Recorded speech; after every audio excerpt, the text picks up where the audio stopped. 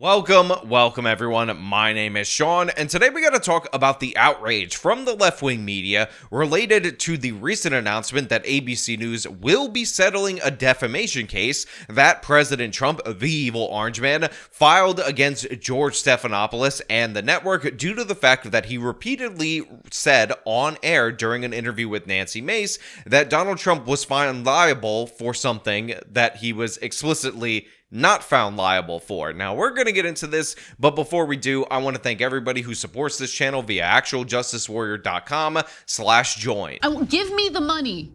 Give me the money, okay? Breaking news into CNN, ABC News anchor George Stephanopoulos has reached a settlement with President-elect Donald Trump in his defamation suit. The lawsuit stemming from an interview that Stephanopoulos did with Congresswoman Nancy Mace, where he asserted Trump was found liable for rape in a civil case. The network will pay out $16 million as part of that settlement and have to issue an apology. So right here, you have CNN talking about the details of this particular settlement. And to be clear, the $15 million is not going to go directly to Trump's pocket. Apparently, that's going to go to the President Trump library. You know, every president has their own presidential library, and the extra $1 million is going to cover the costs of the attorney's fees of President Trump. Brian Stelter joining me. And Brian, this is actually a lawsuit with ABC News, the network, and Stephanopoulos. What else can you tell us about this? That's right. It's not every day that you hear about a major network, a TV network, paying millions of dollars and apologizing to the president-elect. So this is a headline with real ramifications. And as you said, it stems from an episode of George Stephanopoulos' Sunday morning news program, where he was talking with a lawmaker, I think it was Nancy Mace, and they were talking about the E. Jean Carroll case. And George Stephanopoulos repeatedly used the word rape, saying Trump was found guilty of rape, liable of rape. Well, in fact, the accurate phrase to use is sexual abuse. To be 100% clear, because some people are confused about this, but during the E. Jean Carroll case, there were a number of questions that were put up for the jury, and overall, the president actually did lose that particular civil case. And among those questions is whether or not the evil orange man would be found liable for rape or sexual abuse or other things. Now, they actually said that the evil orange man could not be found liable for rape based on the evidence or lack of evidence that was presented during that civil case,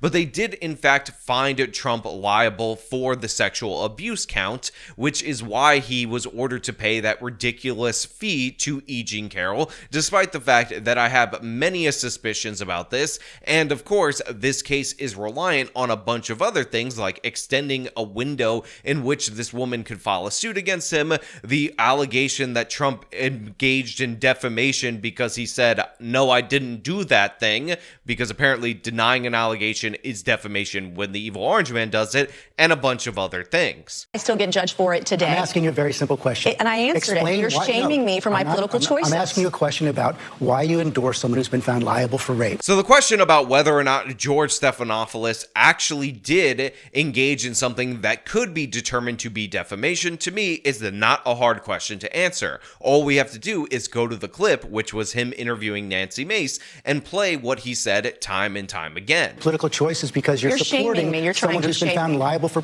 rape. Actually, I'm not trying to. You are. That's exactly. You're not what answering you're the doing. question. I think it's disgusting. Well, you're welcome to say that, but you have to answer the question. Why are you supporting someone who's been found liable for rape? Now, Stephanopoulos says this over and over and over again throughout the course of this little 2-minute soundbite that I will link in the description for you. And near the end of the 2 minutes, Nancy Mace actually points out that no, he was not found liable for this. And unlike The View, which many a time has to come in with a legal note, there was no legal note, there was no correction or anything of the sort. He was not found guilty in a criminal court of law. It was sexual abuse. It wasn't actually rape, by the way. And E. Jean Carroll joked about all the money she's going to get and made a mockery out of this case. And I think that's offensive. There's a reason why women don't come forward. So this is one of the reasons why this case was able to move past the first hurdle in order to get to the discovery phase, at which point in time they were able to determine whether or not it would actually be defamation. And I need this to be understood by everybody out there in the audience. There is a good chance that had this case proceeded, had it been fought out in the courts, that this would have been ruled perfectly acceptable for Stephanopoulos to say, because he could have made the argument that he was speaking colloquially and not actually factually and literally, even though I do think it is very questionable for you to be able to say expressly that somebody was found liable for something that the court actually ruled that they were not found liable for. It would be like saying that O.J. Simpson was convicted of murder when in reality he was acquitted on those murder charges. Now, he's definitely a murderer. We can all understand that, and you can assert that as an opinion without getting sued, as many people have done over the course of years to the end of his life and beyond the end of his life. But saying that he was convicted is a factual statement, or saying that he was found liable in the case of Trump is a factual statement that is easily refuted by looking at it and finding out that OJ wasn't convicted and President Trump was not found liable for rape. He, again, was found liable for sexual abuse, and I have a great number of questions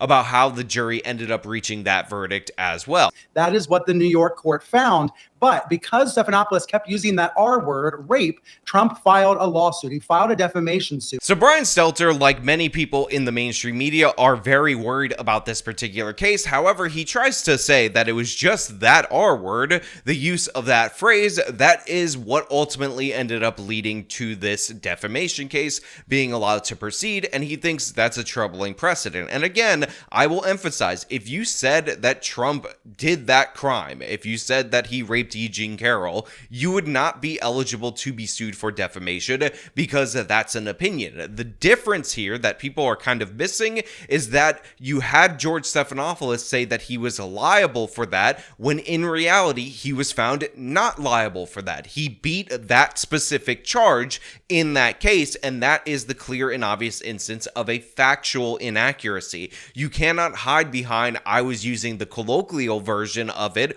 or anything of the sort, when in your particular news segment that is supposed to be fact-based, you have your news host saying something that is not fact-based. Again, if he said that he did this and he felt like he did this, that would be one thing, but instead he said he was found liable for this when he was not found liable for this. Do you guys understand why this was allowed to proceed beyond phase one? Get it? Got it? Good. We've talked a lot in recent years about people using the courts trying to seek justice. Remember the Sandy Hook case against Alex Jones? Well, those defamation kinds of cases can also be filed by someone like the president-elect. So Trump filed a defamation suit. It was working its way through the courts. ABC was unable to get it thrown out initially. And actually, in the next few days, Trump was set to be deposed in the case. But ABC's avoiding going any further by settling. They're paying out $15 million plus $1 million in attorney's fees.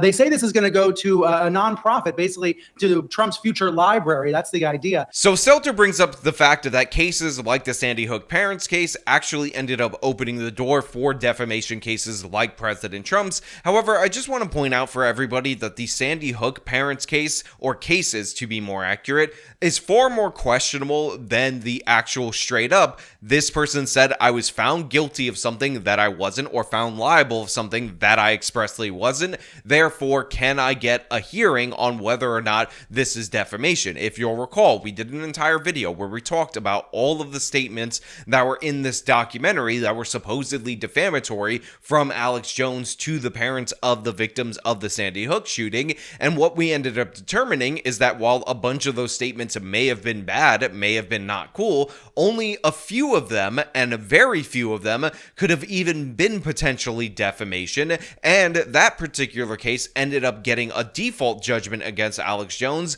which is why he had to go to the guilty phase of the trial and ended up being ordered to pay millions into the billions of dollars, which is absolutely absurd. I mean, they were unnamed by Alex Jones FBI agents, among a whole host of other unnamed specifically by Alex Jones people that were suing for defamation, despite the fact that Alex Jones didn't even know who they were, and then they got judgments in the terms of millions of dollars. Now, of course, there was harassment that was promoted by the conspiracy theorists against the parents and a bunch of other horrible things that impacted them, but I remember this particular timeline in Alex Jones's show, and the fact of the matter is, he was not the first to promote the Sandy Hook truth stuff, and there were a bunch of other people who were promoting this and leading to the harassment of the parents well before Alex Jones. So if he says something that's dumb, that's crazy, that's a conspiracy theory, in his opinion, I don't think that should have been ruled defamation. Had he actually been able to go to trial,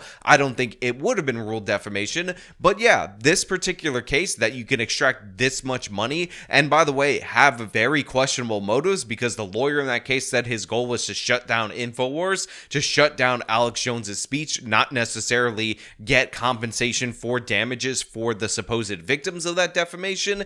To me, it's ridiculous and absurd. But if Brian Stelter wants to open the door to that case, if he wants to point out the problems with that, I'm all here for it, because I think Alex Jones should get something on appeal, because the default judgment and then the billions of dollars, to me, is insane. But maybe most importantly, Jessica, ABC is also apologizing, issuing a statement of regret. I'm just looking at my computer to get the exact wording here, but ABC is going to say, basically attach an editor's note to the website saying it regrets, and George regrets the statements. Meanwhile, an ABC spokesperson tells me they are pleased to have reached this settlement, but it is very notable they are both paying out money to the president-elect and apologizing for the misstatements on the air. So like Stelter said, the most notable thing about this particular case is that not only does ABC have to apologize, but they're actually paying money to the former president as a consequence for the misstatements from Stephanopoulos on air. And again, they have to attach an editor's note and all of that. And this is what is really upsetting many people on the left. They feel like ABC has capitulated to the president and it sets a bad precedent and all of that. But the fact of the matter is, I don't think it sets that bad of a precedent. And the reason why is because this case in particular involved the host saying something that was objectively factually false, and they did not correct it after the fact. And then they were hoping to depend on a slap suit defense against the president, which would have required him to pay money to their lawyers. They didn't get past that hurdle. They're about to go to discovery. And all of a sudden you have Stephanopoulos and ABC not wanting to participate in the discovery process, because what you would find out if you went through his text messages and whatnot is that there definitely was actual malice behind Stephanopoulos' actions, because these people can't stand the evil orange man. Certainly. And what else, Brian, does this tell us about the president-elect's possible strategy for dealing with the media going forward? We know he's very litigious. One word comes to mind, the word emboldened. Trump and his team is going to be emboldened by this settlement by ABC, because rather than fight this out any further, rather than trying to go to trial, ABC is choosing to settle. What does that mean? Maybe that means ABC had embarrassing emails or text messages or other material that was going to make the network look bad. Remember, that's one of the reasons why Fox News settled against Dominion last year. Sometimes networks settle because they don't want to drag it out any further and get embarrassed in the court of public opinion. But regardless of ABC's rationale, and they won't say why exactly they decided to reach this settlement, it will embolden Trump and his allies, who, as you've said, have shown they want to use the courts in order to achieve certain outcomes they want. In this case, they believe justice is being done by holding ABC accountable. Others would say this is a form of lawfare where you're using the courts to tie up news outlets and embarrass them and cost them, in this case, millions of dollars. I'm really struck, Jessica, by the dollar figure, by the way, $16 million. That's a lot of money for any news outlet to be paying out. And that's going to have, I think, far-reaching ramifications. Now, look, people are saying that Trump is going to file more and more lawsuits. He's going to show these people and whatnot. And in reality, I don't think that is actually wise. It may start to happen. But the fact of the matter is, this particular case involved something specific that was clearly factually wrong that could have gotten past the first hurdle. But in my mind, I don't believe that even if this went to trial, President Trump would have won. I think ABC was just trying to save themselves money and, of course, save themselves the embarrassment of having Stephanopoulos' private messages out into the public. Because in reality, this guy's probably getting talking points from the Democratic Party. They're probably talking about how you did a great job in your lies about President Trump and all of that. And they don't want that out for the public to consume, because they think that would be far more damaging than the $15 million. Now, look, overall, I will say this is a victory for President Trump. He obviously got a settlement from ABC, an apology, an editor's note, and all of that. But this victory could easily be turned into a loss if it was misread in the future, as open season to sue anyone and everyone for everything in the media, because in reality, this really hinged on the fact that Stephanopoulos very dumbly stated something that was clearly and obviously factually wrong repeatedly. And by the way, they did not not produce the retraction, even after it was corrected by Nancy Mace on air with multiple opportunities to correct it later. But you know what? Those are just my thoughts. I want to know what you guys think down in the comments below. If you like the video, show them by leaving a like, subscribe for more content, follow me on the social medias, support me via the support links in the description of this video. This has been me talking about ABC paying Trump big money. Till next time.